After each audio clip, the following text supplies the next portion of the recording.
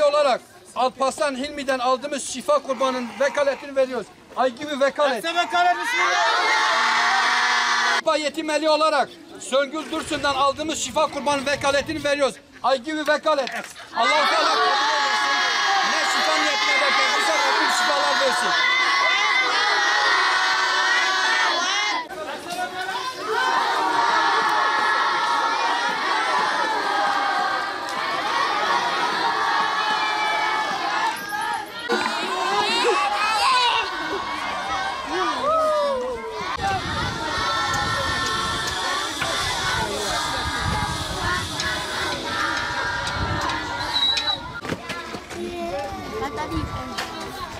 Rabbim işini gücünü bereketini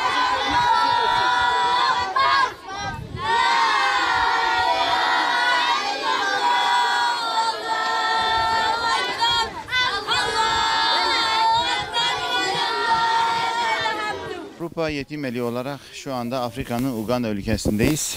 Ben Avrupa Yetimeli Geistingen Gönüllü Temsilcisi Metin Aygan. Şu anda bir yetimhanedeyiz.